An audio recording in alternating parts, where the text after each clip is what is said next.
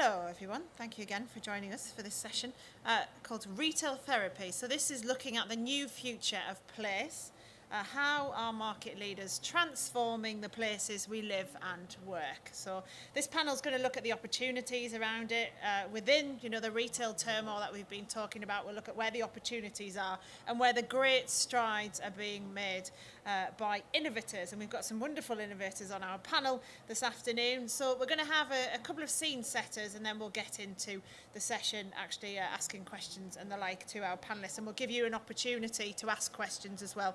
So let me start by introducing our first scene setter, who is Jamal Ezel, who is founder of Change Please, and I'll let him explain to you what that is all about. So put your hands together for Jamal.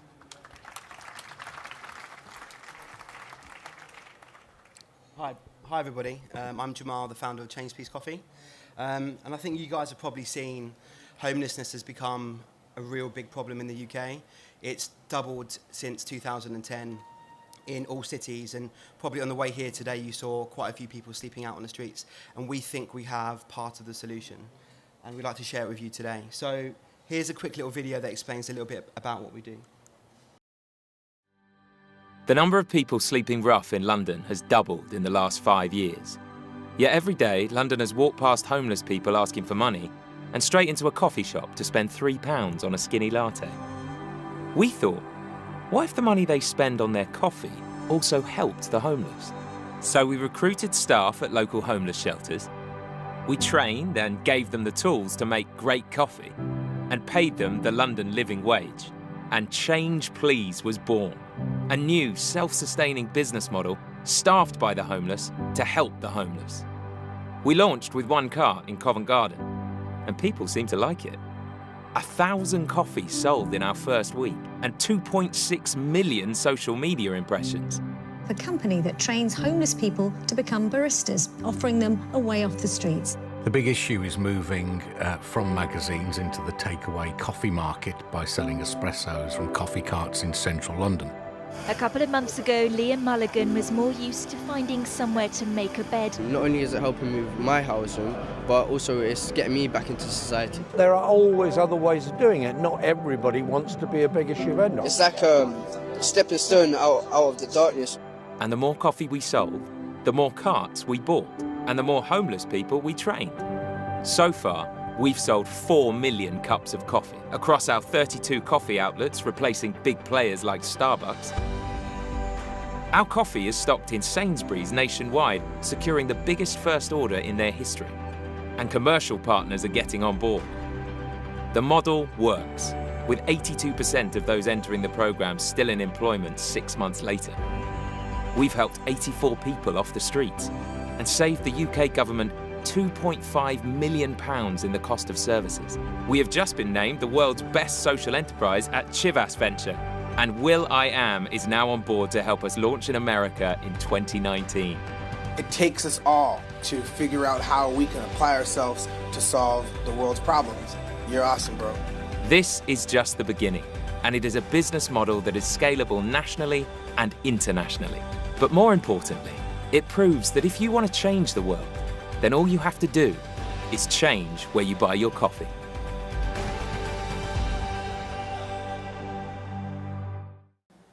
So this is how we do it. We find people that are homeless and rough sleeping from local charities like Crisis, Centrepoint. We then give that person an opportunity to do a 1-month selection where we receive a weekly report on that person's timekeeping, reliability, money management, just to find the right people for the opportunity. Pay them the living wage, which is £10.20. In 10 days, we provide them with housing. We're the only organisation in Europe that provides a living wage job and housing to people that are homeless, a bank account, and then after 6 months, we support our staff into a new job. We purchase coffee from a farm in Peru that supports women who are victims of domestic abuse, a farm in Tanzania that supports landmine victims. The coffee's roasted by people that are homeless, and all of the cups we use are 100% biodegradable. They're made out of plants, not plastic, and we convert our waste coffee grounds into biofuel. So we've really tried to think about the full supply chain and how we not just look after people in the local community socially, but also for the environment as well. Here's an example of one of our staff called Jay. This is what he looked like when he first joined us. and this is 2 weeks later. And that's just a haircut, access to a dentist, a bit of love from Primark with a change of clothes. And you can just see the difference in the way he's holding himself, from begging outside a tube station to standing behind a coffee machine where somebody's coming and asking him for a cappuccino. That self-worth, that self-confidence has come back into him. Our coffee is available in Sainsbury's, so if you see one, please pick one up and buy one as well. Don't just put it back.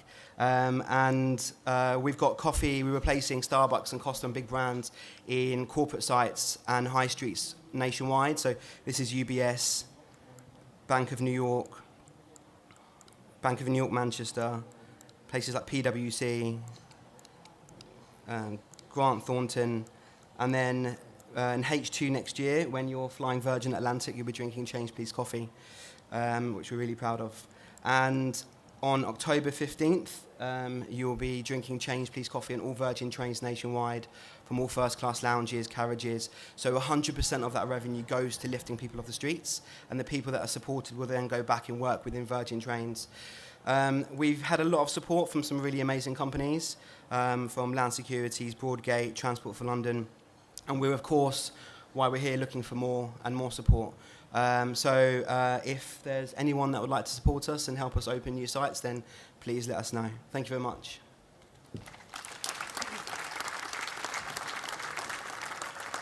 That is such a brilliant story, isn't it? I mean, not just from the use of retail space and encouraging, engaging with the local community, but on every level. Well done, because it's awesome. So we're now going to hear a little bit more about this idea of re-engaging with the consumers and how retail developers and authorities, local authorities, can actually do that. And you'll hear from David Fraser, who's Managing Director of Harrison Fraser. So put your hands together for David. Good afternoon, everyone. My name is David Fraser, founding partner of Harrison Fraser. We are strategic brand consultants specialising in the destination sector. And we work with a number of the eminent clients who are outside and in this room this afternoon. And from that perspective, it's very clear for us that there are certain dilemmas facing the retail world. Basically, retail's getting bad rap. Whether it's House of Fraser, John Lewis, Debenhams, we don't read the press from day to day. And the consequence seems to be that it's time to think about a little bit of reinvention, identify the ways to get ourselves on the front foot. And how are we going to do that? Well, the classic model for that, of course, is to understand the future consumer. Now, your future consumers, because you are builders of places, are people who are, as yet, probably even younger than you have thought about. We're not talking about millennials. We're talking about Gen Z. We're talking about Generation Alpha, some of whom have only been born in the last 3 years, but who will be the users of the places that you are building for the next 50 years. But what you may not know about these very, very young consumers is their set of values. They have a strong sense of ethics. The environment for them is sacred, not discretionary. They're healthy. They don't smoke, especially the 5-year-olds. 25% of 16 to 24-year-olds don't drink alcohol, unlike most of the people here. 50% of young people tried veganism last year, and 7% of the UK population is now vegan. They contribute to society. They seek out exciting and stimulating activities like sunrise yoga in the Shard there. And 60% of Gen Z want the world to be a better place in comparison to a mere 39% of such shallow people as millennials. We are, without question, moving beyond an age of supplying the needs of our consumers, hence the last 50 years of shopping destinations, shopping centres. We are, in our opinion, past even satisfying their desires. If someone tells me again that the future lies in experience, I will personally shoot them. We are moving beyond experience. We are moving into a world of purpose. And purpose is about making a difference to the towns and cities and the shopping places and entertainment places that we care for. We're talking about creating a sense of belonging, creating a sense of self-improvement for all and not for one. We're focusing on wellness and we're focusing on education. And this is about purpose, and Nike have been in the press recently for capitalizing on purpose, with Colin Kaepernick appearing in the recent advertising campaign, which had the President of the United States tweeting, again, incensed and overnight Nike's online sales increased by 31%. So it's not all hair shirts in purpose land. So in our opinion, we are moving into a new age of enlightenment, where the Victorians cleaned up and sanitized the cities of the late 19th century. You, landowners, developers, architects, proprietors of the cities of the future, have the intelligence, the wit, the social purpose, and hopefully the imagination to transform the places our people live in the future. And this will be a combination of altruism, because we're going to learn to be good citizens, and we're going to try a lot harder, but also hedonism, because no one's going to get out of bed to go to a place that's fully altruistic. We want to have good fun in a good time, and we want to laugh, and maybe later on we'll then shop, because we're in such a good mood, we've had a laugh, we've held hands, and we're happy. So at Harrison Fraser, we've been analysing the rudiments of healthy towns and cities, and we're going to illustrate this with examples from last 2 years of Revo's international study tours, which we helped to curate together with London Mitchell to inspire our community. The 7 rudiments of healthy towns and cities, and I'll take you through each at speed. The first we're going to look at is the concept of place being a place that makes people social. So looking together at the creation, the growth all over the world of successful market environments where people can sit together and help local traders and farmers thrive. Creating outdoor spaces where people, instead of going down to the department store, will spend time soaking up the sun, chatting, holding hands, flirting, getting in the right mood to maybe later on go and shop and eat. Here in Oslo, we know how cold it is in Oslo. This is an outdoor beach, one of 2 we saw in the regeneration of Oslo Harbour. And here we are in April. The people are swimming with their families, having a lovely time and cycling. And here on the roof of Ginza 6, not a department store as an anchor, but a public park as an anchor. A place where people take the time to dwell, to pause, to relax, to chat, and then shop. And not forgetting, in a sense of place, designed for the little things, for the little people, having room and scope for humour, make me smile, make the children chat, point to things. And not forgetting the role of beautiful and exceptional design, Herzog and de Meuron's Prada, over 10 years old, but a beaut all the same. Looking now at cultural influences, finding space for the capacity for local traditions to rise to the fore, whether that's Eccles cakes or bowing outside Issertan. Finding places for live events to happen, whether we curate them or the local community, local schools, the local Scottish Dancing Society, if you will, can curate their own events on Thursday evenings. Master plans that combine transport with cultural attractions, museums, opera house, outdoor space, birdsong, parkland, and offices and shops and residential. And of course, the great civic anchors of the future of our cities, the beautiful Oslo Opera House, which is more about the outside space. And look at this magnificent view from the roof, which you can climb onto from the previous. We're going to go backwards, celebrate the time. Climb up onto the roof, enjoy the view. Feel a member of a city society. And then room for public art and public park and a place to sit down to chat. Moving into the subject of wellness, the future of cities is all about wellness, and remembering first of all that the car is more important than the bicycle. Outside the shopping centre in Copenhagen, 450 new parking spaces for bicycles are being created, and they're featured front of store. In Oslo, again, ladies and gentlemen, the world's largest sauna with indoor space for 150 people, but yes, it's a lecture theatre, because not only do we want to be well, we ought to be educated and inspired at the same time. I'm waiting for an invitation to go and speak there.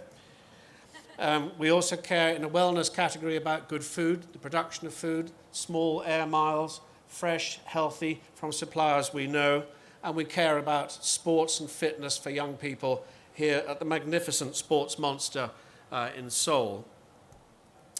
Moving on to education, taking the time to provide spaces in our master plans and our developments and our redevelopments for education for schools and communities, for the disabled, to be able to spend time appreciating here in the Opera House. Schools of every kind emerging all around the world, from cookery schools in Tokyo to butchery schools in Borough Market outside our office. Butchery, yes indeed, from sheep to plate. And we see the arrival of art-based education centre. So this is a dance school, is one of the anchors in the Vulcan development in Oslo, alongside 2 schools, 2 hotels, offices and 150 residential units. And of course, shared working environments, linking those education places to start-up and incubators for the young people, the young entrepreneurs of the future, and the increasingly mature portfolio of different size varieties that these users need as their businesses grow. Into the sustainable world, Hammarby Sjöstad, so marvellously sustainable that the Hammarby model has been named after it. All the brown water feeds and controls and drives the trams, the buses, and indeed this ferry, which of course, because it's Hammarby, is free to help to connect the community. When we asked this very nice gentleman who spent 15 years of his life creating Hammarby how they got to be so pioneering and ahead of the curve, he said, well, you know, we never thought we were doing anything very special. To Vulcan again, with a building on the right is an office building whose heat generation is used to cool the market building next door, and all the buildings swap and exchange heat throughout the day. And the car park has space for 300 cars, of which 200 are shared by a pool, because nobody owns them. We can use a car when we need one. But of course, there are 750 bicycle spaces because everybody owns a bicycle, rechargeable or otherwise. And then off to Copenhagen, to Space 10, which is the laboratory funded by IKEA, quietly, to research innovation in the way that we're going to live our lives in the future. And the 2 main departments on this very, very expensive sign at Space 10 are the farm, looking at the future of food, hence IKEA launched mealyworm burgers, mealyworm meatballs, I'm sure you've read that story. And secondly, the makery, where they're creating new products, new materials to build the homes of our future from sustainable recycled materials. A beautiful model. And then Muji. I thought my jeans were worn out, and then Muji said, no, they're not. We can resell them. We'll recondition them. We will dye them Muji indigo, and we'll pass them on to other customers who might want to appreciate your pre-worn jeans, such that everything has a life beyond its natural shelf life. Thank heavens for that.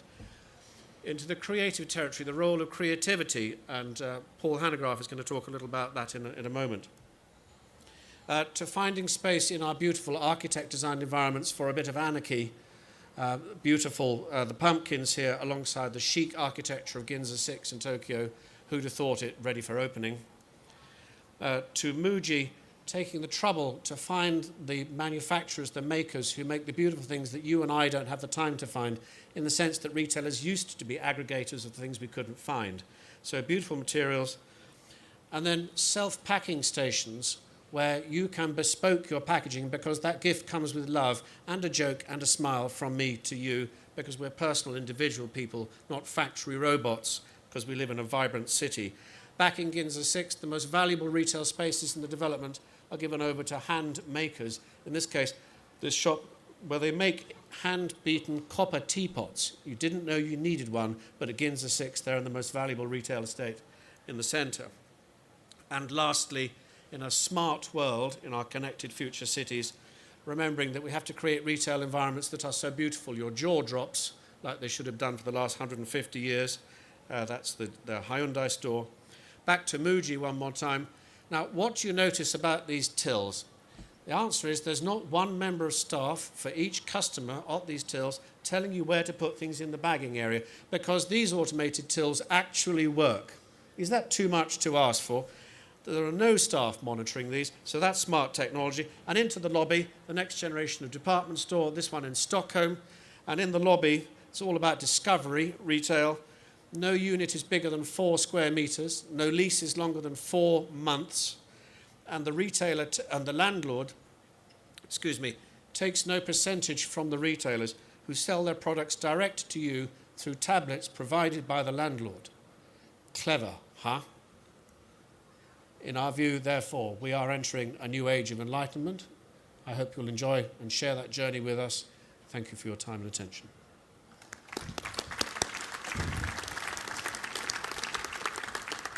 Thank you very much, David. I felt like I was on a wonderful world tour there as well. It's fascinating to hear about all of those different projects. And we're going to delve further into some of the ones we have from the panellists here. So let me tell you who we've got. Obviously, you've already met David and Jamal. We've got Paul Hanacraft, who's Creative Navigator at Milligan Retail. Nick Hartwright, who is from Project. Sarah Kemp, who's Executive Director of Sefton Council. And Laura Moreira, who's a Global Retail Practice Leader and Strategy Director at Gensler. So, thank you very much for joining us. I want to find out a bit more about all your roles in all of this. So, Nick, do you want to start us off? Tell us a bit about Project and what it is. Yeah, sure. I needed somewhere to work from about 10 years ago, and I couldn't find anywhere. So, with some friends, we took a big warehouse and chopped it up into small spaces, which we could then rent to people. So, pretty much sort of from a practical level, it was about space provision.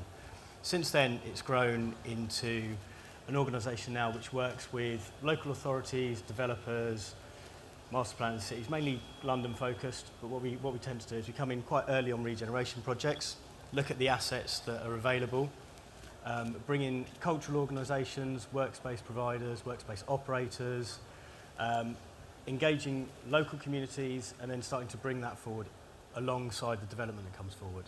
So effectively kind of creating a future tenant base from small companies, building them up with affordable space, and then working with architects, designers, developers, local authorities into the future schemes. But you're very much a social entrepreneur, aren't you, in this? Yeah, so they're all set up as social enterprises. So I think that a lot of the problems that we kind of face can be changed by how people work.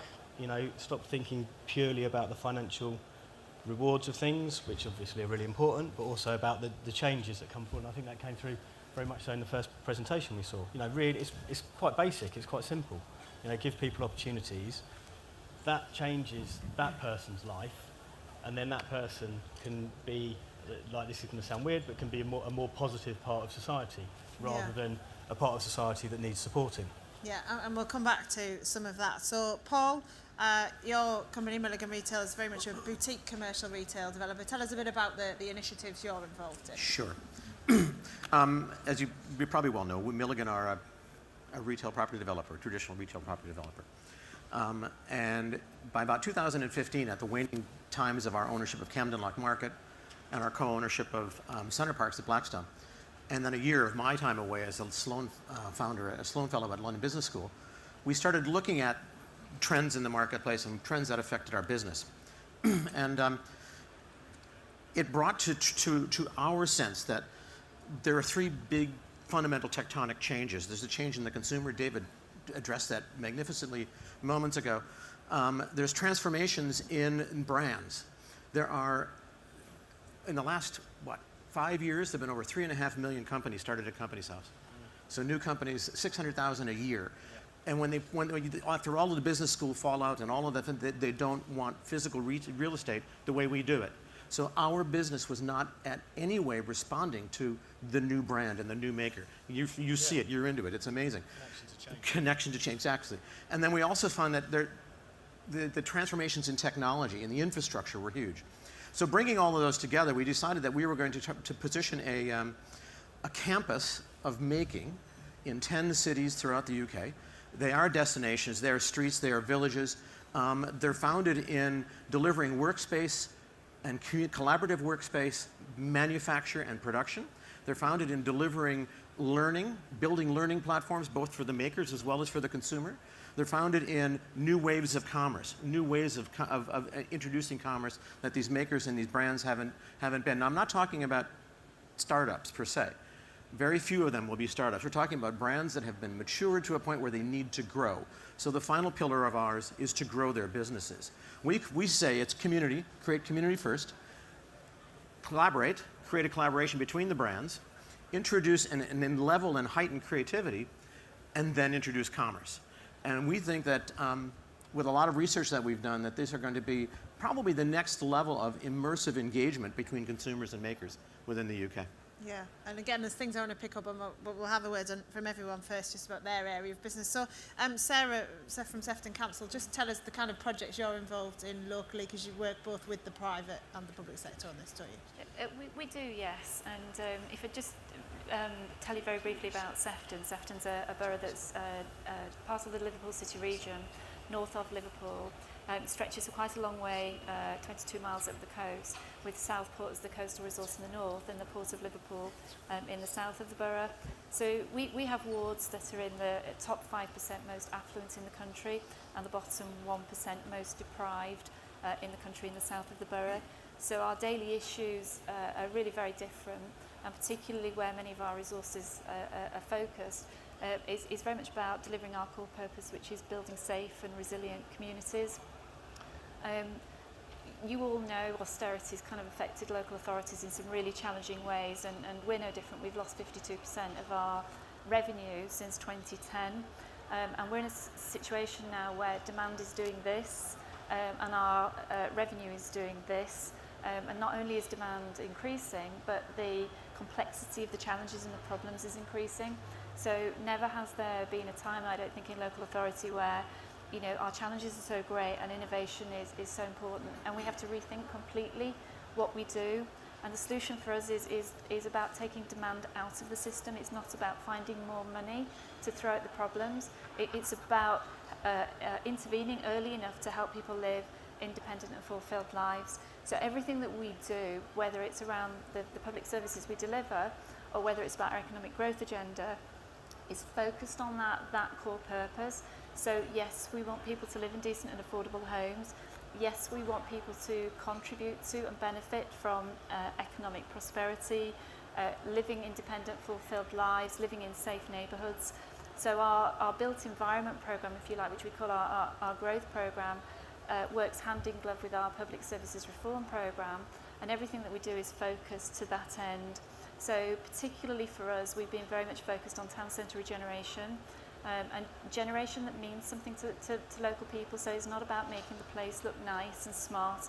It's about connecting people to jobs and sustainable jobs and better jobs for the future.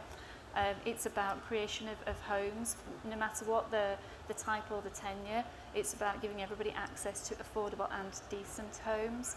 So our focus has been very much on building houses, regenerating town centres, supporting the development of large employment sites, transport systems that connect people from where they live to where the jobs actually are. And being on the coast as well, a lot of our focus has been on developing the visitor economy, creating gateways of access to the coast that sort of directs people to places where they've got high quality visitor infrastructure, and they can enjoy the coast. They get all the benefits of health and well-being, but at the same time protecting areas of high conservation value. So that's essentially our programme that we're working on. And how far through it are you? Where are you at in this? We probably started this journey about two years ago. We're close to publishing what we call our master plan for Sefton, which will probably be about Christmas time. We've got an investment programme now that's of about £100 million, working across all of those different aspects. We started to try and raise the finance. We're working with strategic partners on a number of initiatives. So we've got about 52 live programmes in there of different elements, transport, housing, employment and so on in there, many of them sort of well advanced in development. And we've also started to make financial investment in strategic initiatives. So for example, we're setting up our own housing development company, putting our own land into that to build houses. We bought a shopping centre in the south of the borough, not just for the commercial return through the council, but as a really important vehicle to connect with the community. It's a vehicle that allows us to connect with people who are the hardest to reach, who go to their shopping centre regularly. It's a social space, it's a safe space. The average visit time is 3.5 times a week. The dwell time is quite long, and people are not necessarily there to shop. They're there for the social engagement. They're there because they like talking to other people. They want to get out of their homes. They want to forget sometimes they don't have a job. You know, they're looking for opportunities. So for us, it's a really important vehicle to connect with the community and find different ways of engaging and supporting the community through that vehicle. But at the same time, it's also got to be commercial. Yeah. We can't afford to take a bath on it. Yeah, it comes back to engagement, doesn't it, as we've been hearing. So, Lara, for you, you know, you're from a world-leading collaborative design firm. So, what are your thoughts on design and what role that plays in all of this then? I think the company as a whole is almost changed our position where it was just, we did architecture, we did design, we did consultancy, but we really started getting down to the purpose of place and really understanding that it all comes down to people and making sure that their time matters and that they're getting value out of their time. And so as we start looking at what place means to people, you start looking at the different measures by which we measure place. So in some cases, you would look at the ROI in terms of the qualitative, and especially in retail where you'd see year-on-year sales and footfall. But now you're starting to see these qualitative metrics, which are, what is the value this has in their lives? Do they want to spend their time there? And we actually start with that question, which is when a client comes to us and says, hey, we want you to solve this problem, it's actually, is that the problem we're solving for, or is that the symptom of the problem that needs to be solved? So it's really about, the role of design right now is about taking a responsible measure in terms of really understanding the why and understanding what is really going to get people into places. We recently did a study called the Experience Index, and yes, I'm totally with you on the word experience. I'm just going to go ahead and say that right now. Because experience is passive. Engagement is the measurement of an experience. So we shouldn't opt to just design experiences. We should opt to design ways to engage people in them. And I genuinely believe we did this index and we really found that there were 5 modes at the core of intention, which was task mode, discovery mode, aspirational mode, social mode, and entertainment. And when you really start to look at place and you look at what's happening in retail and the way that we're developing places, task mode is the thing that's being disrupted. It's the Amazonification and the Alibabafication. It's all about task. It's getting what you need when you know you want it really quick. Yeah. But there's an opportunity and a responsibility for designers and all of us to really look at those other 4 modes. And especially in retail, based on our research, 49% of the time people are in task mode. The other 51% is everything else. What are your thoughts then on what we were hearing from David earlier, and essentially what Jamal's business is built on? This idea of, people want some altruism as well. They want to do things for people.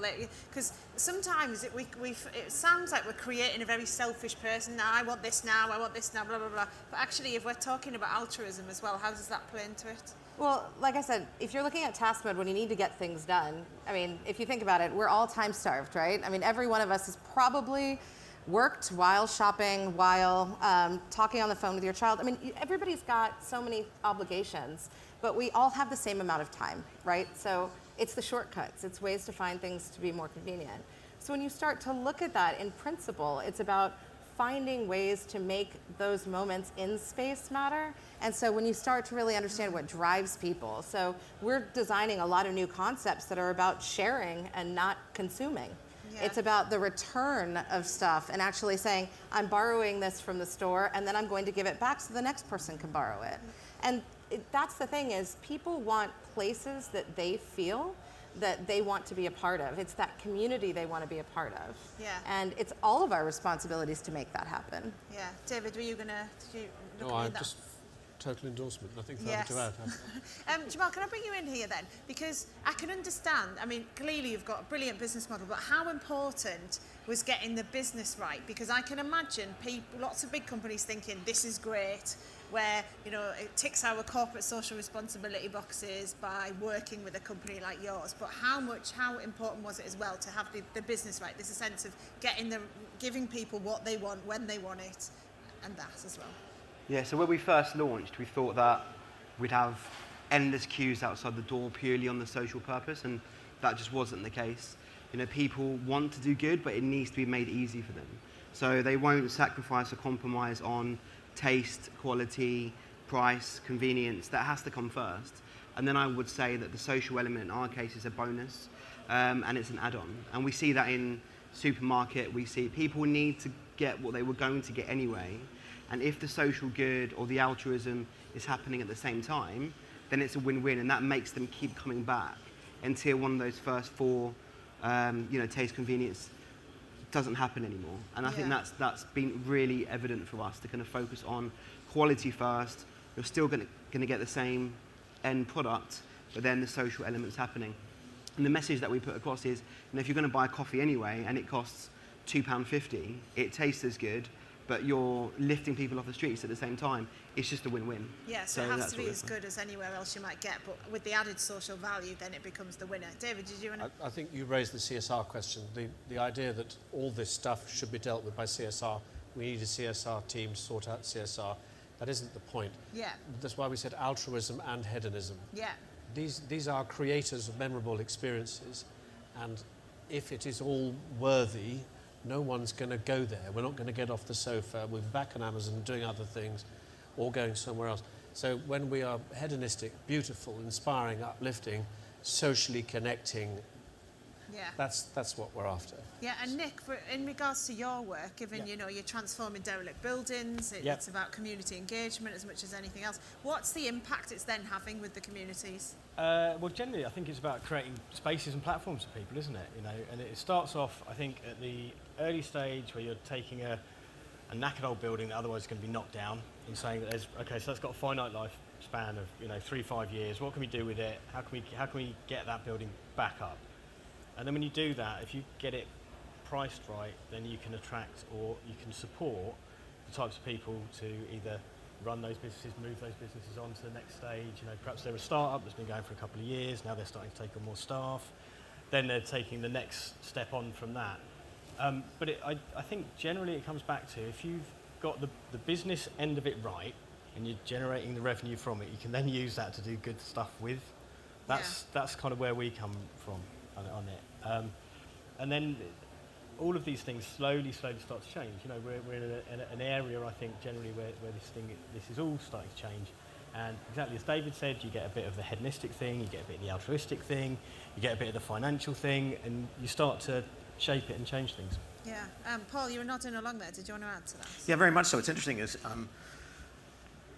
in looking at this concept, our creative trade concept, and interviewing 1,000 or more maker brands throughout the country and a year and a half worth of research, what we found, and I'd be interested in what Nick thinks about this, is that so often it's looked at as a not-for-profit or a charity, but it doesn't have to be. And I think this is the age where there's a tipping point into commercializing that and allowing them to grow as proper, true businesses, consuming a culture and growing people and a learning experience and training that otherwise it's being done in the corner in a shed, never supported, housed until the values of the property come up and we blow them out and let's go build some residential. It's at that fabulous tipping point. But you're absolutely right. It's about giving it a core business construct from us in terms of support. You know, the business learning, the banking, the lawyers, the finance, the tax, all of that's part of our platform. It's both in our online app, it's an omni-channel strategy, so we have physical locations as well as online, and providing those through partners. We're aggregating things through partners, but it can be done in such a way, we believe, our models have shown it, that it's financially fruitful for all. So we're growing businesses in the right way. So we're going a lot of what you're doing, but moving it into a commercial environment that's backed by capital to make these businesses grow. Yeah, so given it's got the commercial viability as well then, Sarah, how easy are you finding it to find the private partners to collaborate with and produce what you need for the regeneration of Sefton and all the different elements you want to create within it? Yeah, I mean, if I'm being honest, it's not difficult to find the partners. That's not the challenge. We're working with a lot of architects, designers, property specialists, contractors of various services and supplies. I think the challenge for us is finding and developing business cases that stack up. Not only just commercially, but stack up in terms of political scrutiny that are acceptable to politicians as well, that deliver to their policies. What type of scrutiny are you talking about? Scrutiny on everything we do. So what we're investing in, you know, what return we're getting from that investment. I think in some ways, you know, whilst we're looking for commercial investment that's successful, we have other measures of success as well. And sometimes it's not always about the rate of return. Sometimes for us it's about the social value that it creates. You know, and we aspire to just break even sometimes, or even some of the things we're doing is just about reducing the subsidy to it to get it to a place where it doesn't need public sector funds to subsidise. So we've been very fortunate in that there's been a lot of interest in what we're doing, so it's not difficult to find the partners. The challenges are much more around how do we get it to stack up, how do we get it to be politically acceptable. Some of the challenges around our own skill sets and abilities within the councils. You know, we don't have the staff necessarily with the right skills to engage on this agenda. So we very much look for partners who understand how to work with us, how to work in such a way that there's knowledge transfer, that they understand the political environment that we work in and the processes that we have to go through in terms of procurement and so on. Understand that we have to deliver best value, and also understand our socio-economic challenges, because we're looking for much more than just physically building something and just justifying it in terms of commercial return. We're trying to maximise the value and the impact of anything that we do from a built environment on our residents and our communities as a whole in the borough. Yeah, and Lara, then, you know, within your line of work, then, what are the businesses you're working with like, and what is it that they're doing that's leading in this space, would you say? I think I get to be the unicorn of our company because I get to dabble across everything. Yeah.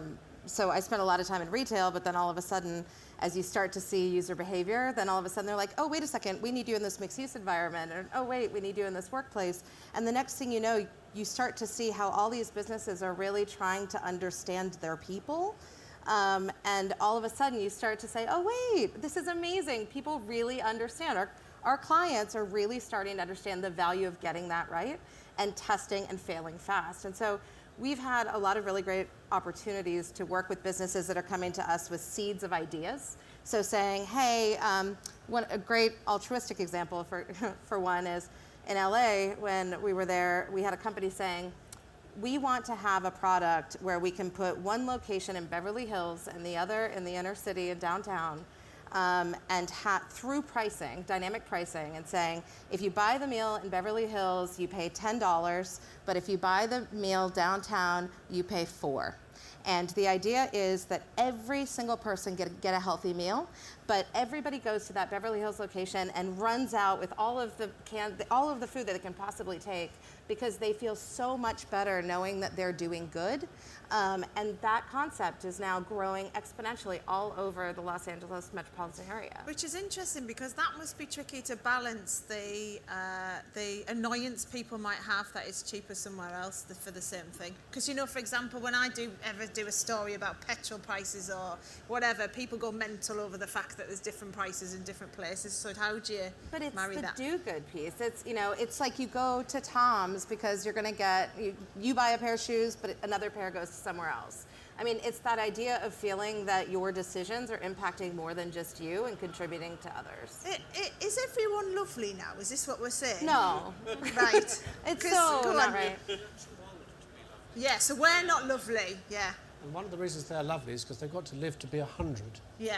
So the whole perspective is changing. They can't go to college, go to university, do a job, retire, do gardening. They've got to live for 100 years. And with that comes the world. You know, I could just die tomorrow, not worry about the sea.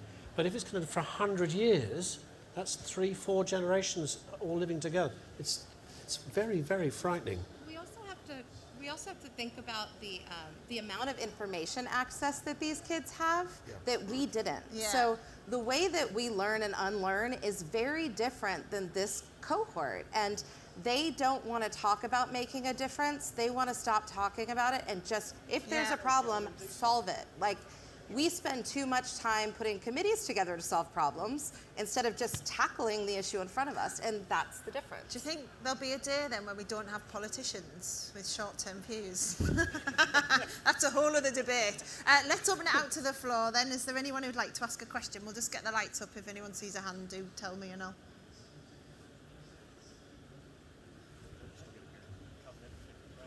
No, okay, no. Can I ask a bit about challenges then? I know, Sarah, you mentioned some, but Nick, in terms of what you're doing, what are the challenges you face? So I guess finding sites is always a challenge. Pressure on land in every city, all cities across the world.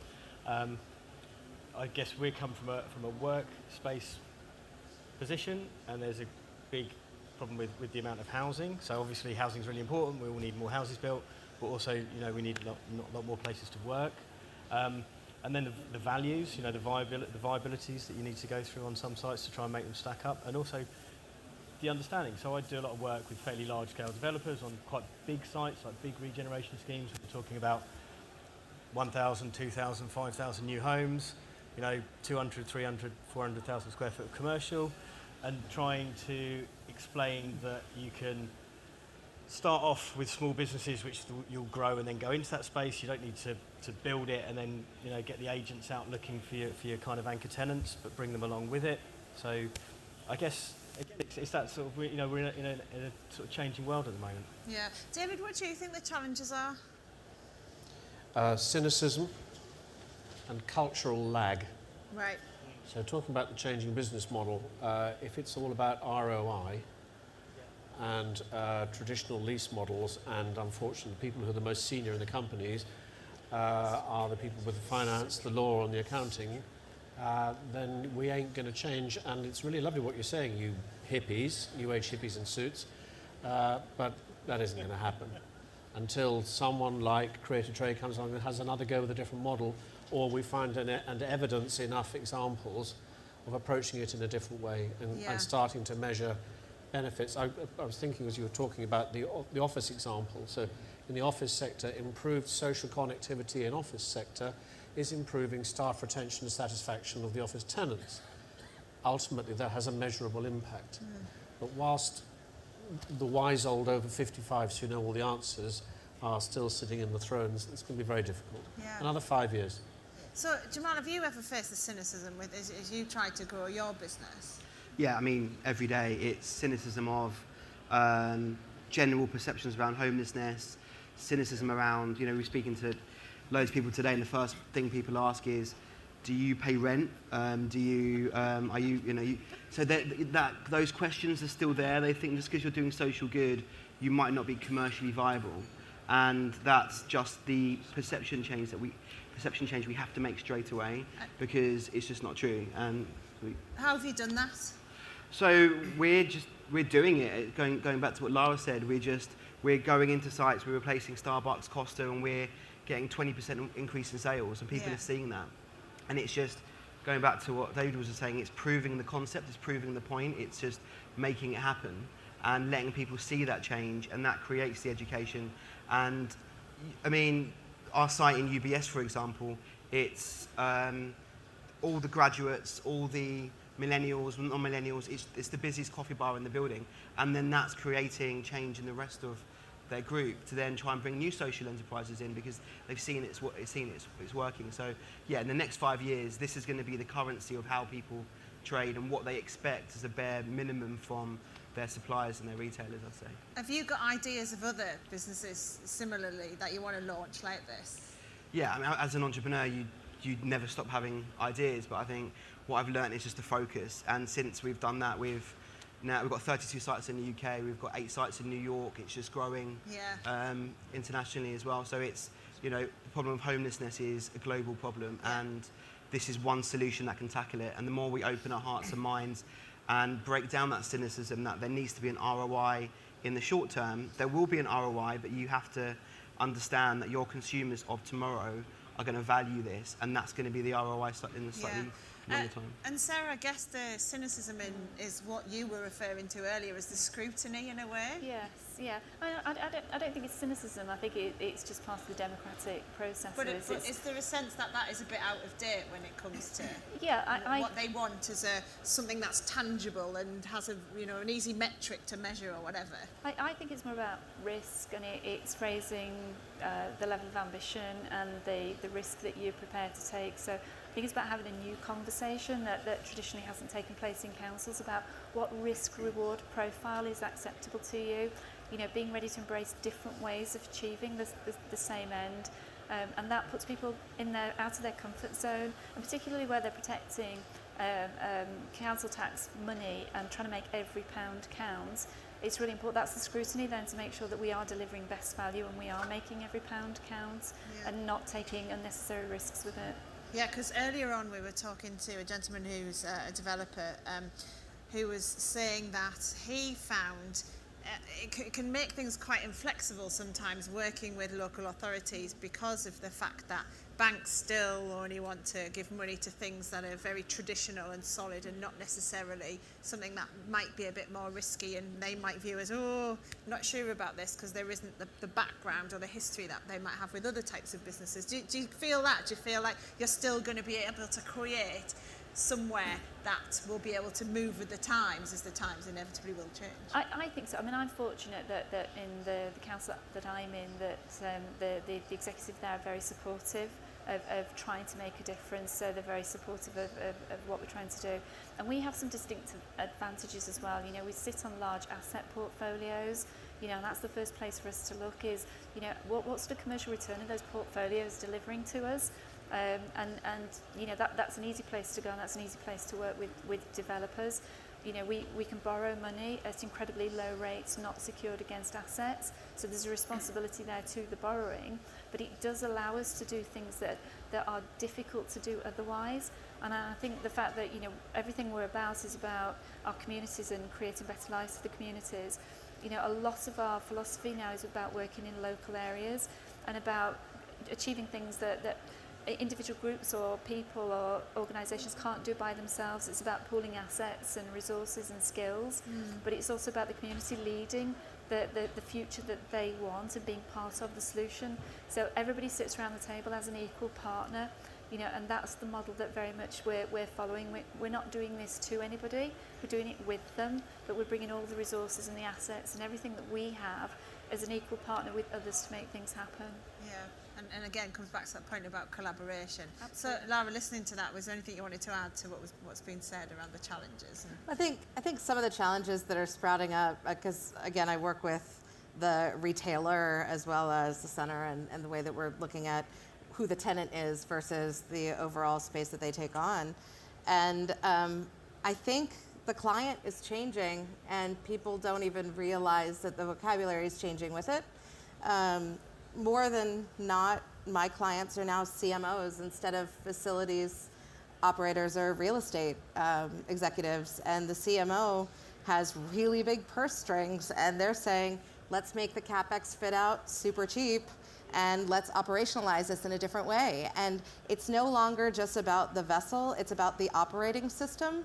And it's a whole new vocabulary that all of us need to get used to. It's looking at the service layer, the digital layer, looking at how we use our own tools in aid of every experience. It's looking at how that time, going back to the point, understanding the value of time and how to make that matter. And I feel like when we can all accept that all of these things are changing, to David's point, it's all of these infrastructures that have been legacy need to be torn down to allow for this next to be born, really. Yeah. Has anybody got a question at this point? We've got a couple of minutes left. Given we've just got a few minutes left then, can I get each of you, and essentially it'll be a little bit of repetition on some of the stuff we've heard, but just what you think the key is to making sure we have a thriving multi-use place. You know, I think it's funny, isn't it, when we talk about retailers being separate to work and everything, they're all in this together now, aren't they? So what do you think is key to that transformation, that making sure we still have a thriving centre of culture and retail and everything else, and it's not me on the telly, on the news, just talking about the demise of the high street? So let's start with David. I know that's where we began. Thanks for that. Yeah. I will give you the quote I didn't use earlier. Alan Lockhart, CEO of New Revo, who has a very nice quote, which is that a healthy town needs a healthy heart. And the healthy heart is the piece that we might have our hands on to manage. And I love that idea. But also it's the relationship, it's the horrible word, symbiotic relationship between the centre and the town, that they feed each other. The more the town centre is doing well, the more the town does well, the more the sense of pride that the people in the town have about their town. Because one thing I've learned from working in destinations is if you come from Stockport, by golly, you're really proud of Stockport and you'll kill for it. Yeah. Or there's a lovely line from Portsmouth, I can knock Portsmouth, but if you knock it, I'll knock you out. So I think that's... As a Middlesbrough girl, that's exactly... You'd know what I'm talking about. Yeah, I wouldn't argue with you. Cool place, warm people. That was our strapline for quite a while. Yeah. So go on, Jamal, what do you think the key is?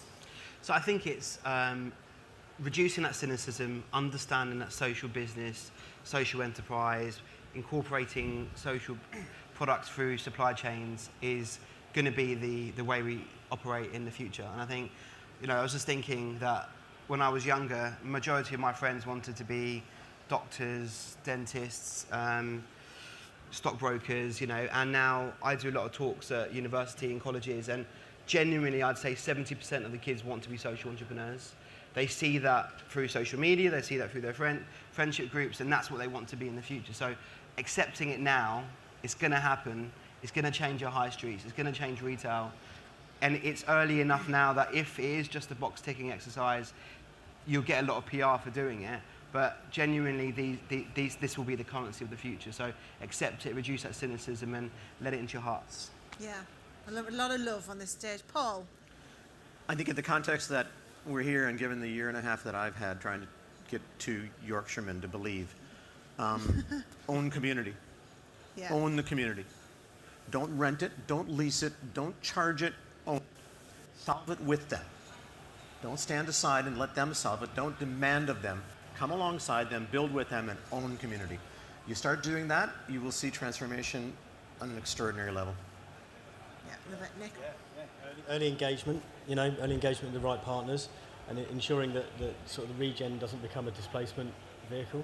So that goes back to Paul's just point, working with the people from areas and communities and bringing them forward. And then also looking at end users of stuff as well. So, work backwards from the end user when you're building and designing and costing. Yeah. Sarah? I have to say the same, putting communities at the heart of what you do, making sure that they're part of the solutioning with you, that what you're doing is relevant to them, it's what they want to happen, it's a solution for them. And remembering sometimes that gentrification isn't what everybody wants. Yeah. That's not what they want. That isn't going to solve their problems. It's displacement, yes. Yeah, it comes back to that point about what people value has changed. Lara? I'd say, which is slightly controversial, but stop trying to be everything to everyone. Focus on the core group that you want to focus on, and focus on them well and deliver to those people. Know that there are other people out there that are trying to deliver to other communities, but just do good for the people that you are focused on. I think so often there's this, everybody hates the word authenticity right now. I happen to still really love this word. We are diluting it because so many people are trying to, the catchment is so big. Everybody's like, oh, my customer's from age 4, female from age 4 to age 74. And you're like, let's talk about that. So really focus on your core, and anything else is opportunistic, but then really deliver to them on every single point of engagement. Yeah, fascinating. We could go on, but we've run out of time. But thank you very much, everybody, and thanks to our wonderful panelists. Give them a good round of applause, please.